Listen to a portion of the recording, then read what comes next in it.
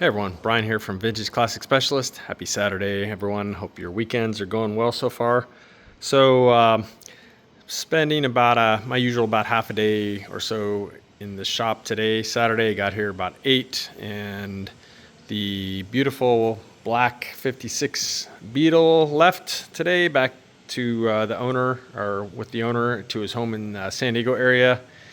And also the red Cadillac car left today too. But again, I mentioned sometimes we have a pretty long wait list here. I think last time I counted we're over, 25, 26 people waiting to bring their cars in for one thing or another. So yeah, just trying to, kind of work through that list when I can. So this is, I'll come back to the Ghia here. Let me go ahead and talk about this one. So this is a 63 Ghia. 63 Ghia. Ghia's on my brain, guys. Sorry. This is a 63 Beetle. I'll try that again. And this is another one family car. So still in the original family, and lots of stories behind this car. One of the, I think the sisters like rolled it over on its side at some point. And anyway, the current owner, the gentleman that has it, actually restored the car himself. I think he did the paint and body and went through all the suspension and brakes and mechanical stuff and rewired it. Actually did a really nice job. He's kind of kept pointing out things about the car. I wish I would have fixed this dent here or there, but I mean, it's a really beautiful car. And yeah, I mean, if you look close enough, you can find some little things here and there, but he should be super proud of this car. I'm guessing, although I could be wrong, that he didn't install his headliner himself, but whoever did it did a pretty nice job. And likewise, his seat upholstery, not sure if he installed the seat covers himself, but yeah, overall, super nice little car. It still has a 40 horse in it. I don't know off the top of my head if its numbers matching or not, but I'll probably look up the number before it leaves the shop and see. But anyway, also, the only other thing is I don't think this is an original color. I looked at the chart for 63 Beetles, and I don't see anything close to this, and I don't know that I've ever seen another Beetle that was quite this color. So I don't know. But anyway, it's great color nonetheless. So why did he bring his car in? Well, he, like most people, he found the setting up the rear torsion bars a little bit confusing, because it is a little confusing if you don't do this on at least a semi-regular basis. And he did the restoration he did pan off, and so when he disassembled the chassis, he left the torsion bars sort of like stuck into the chassis. Which is fine, and then it's kind of easy to re-index them when you put it back together, because then you only have to deal with the splines on the spring plate side. But anyway, as it was undergoing the powder coating process, the torsion bar fell out of the chassis on the driver's side. And so that one was kind of put back in at like a best guesstimate for where it should go. And then likewise, this one, although the inner spline should have at least still been in its original clocking, he actually was off by, seems to have been off by a single spline on the outside. So anyway, guys, when this car came in, the back of this thing was like a Baja bug. I mean, it had a lot of positive camber. Like, I don't know what, I probably should have measured the angle, but I mean, I'm not exaggerating. It was like that. And the back of the car was sitting like probably 2 inches higher than the front. And of course, on these, especially on these earlier, well, pretty much on all Beetles, if anything, the front should sit a little bit higher than the back. And this thing was like full on Baja bug mode in the back. So anyway, he wanted to bring it in for me to re-index his rear spring plates. And incidentally, the car had a bad lean in it too. So the two sides, not only were they very high, they also they didn't match. So went ahead and pulled it apart, and assuming that he was correct about the inner one here not having changed, I basically just re-indexed the outer one by a single spline. And when I did it, I got an angle that I'm pretty comfortable with. I got like 17 degrees.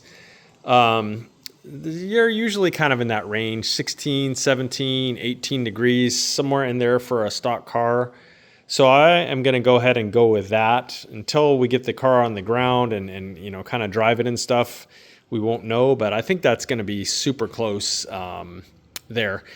And then basically this side I had to, you know, essentially like start from scratch. So I ended up doing on this side, which was actually a lot less high than the other side. This side I did 6 inner and 6 outer splines, which gave me, I think, 5 degrees of adjustment.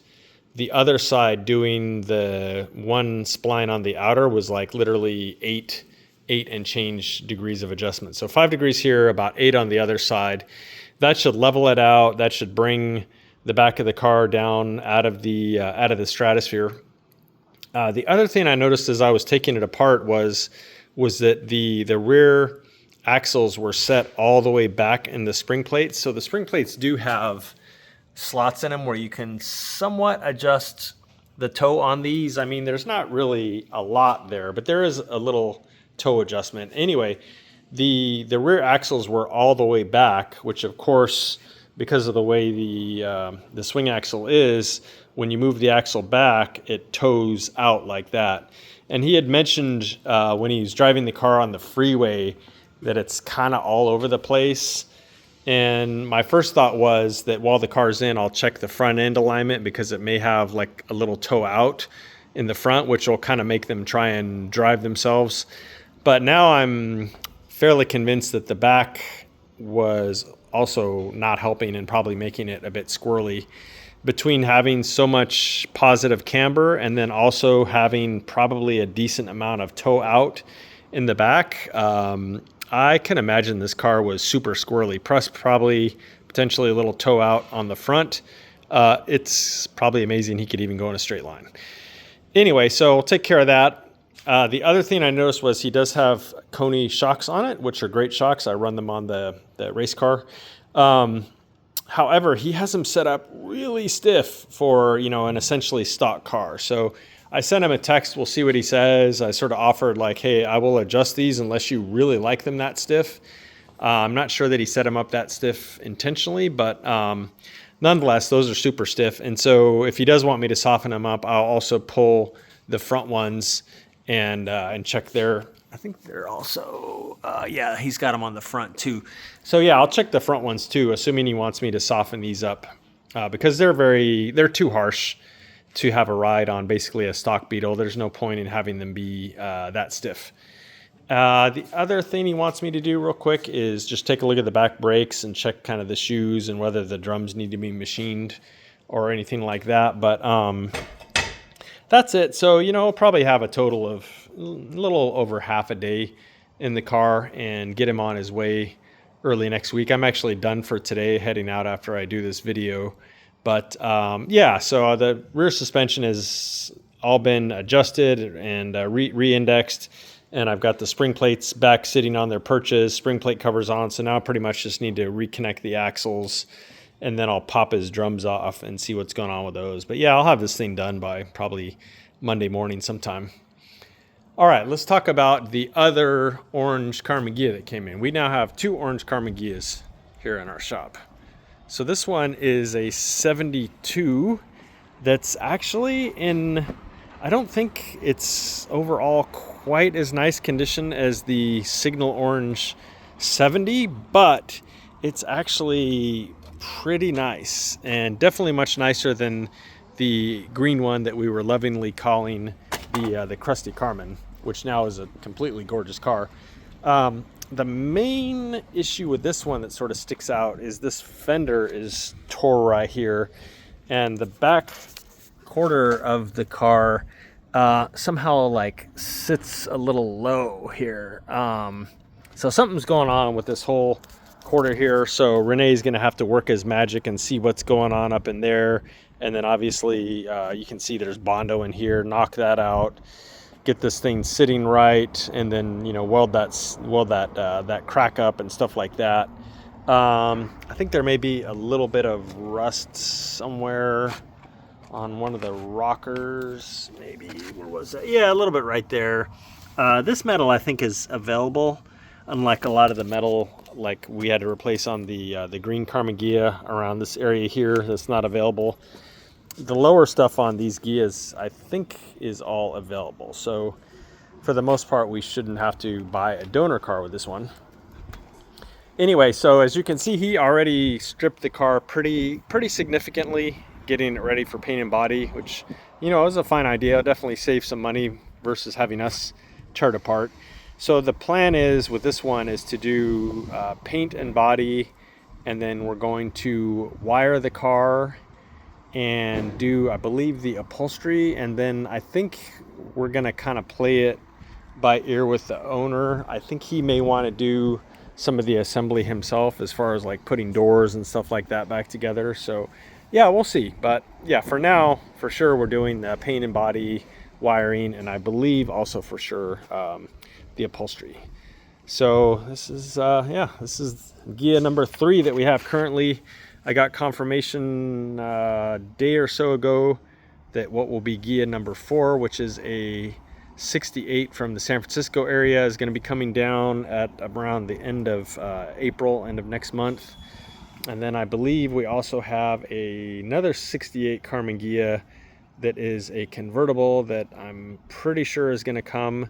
And then we have a white 60 Karmann Ghia that's also going to come. So guys, we might end up with like 6 Karmann Ghias at the same time here in the shop, which would be pretty wild, especially since you know, earlier last year we literally had no Karmann Ghias and hadn't had any for a while. We could literally end up with 6 Karmann Ghias now, so kind of crazy. But yeah, it just kind of goes like that. Sometimes we're full of buses, sometimes we're full of bugs.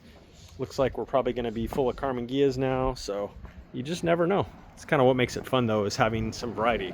We had 2 dune buggies in here last year for quite a while that overlapped with each other, so yeah, it's always something fun to work on around here, and keeps us busy, mostly keeps us out of trouble. So that's it for today, guys, and that is it for this week. I will post up a walk around video probably tomorrow of the black oval window Beetle that left today. Post a walk around video of that. It's not a real long one, maybe like 6 or 8 minutes or something like that, but yeah, look out for that tomorrow. And other than that, I will see you guys on Monday. So thank you for watching. Bye.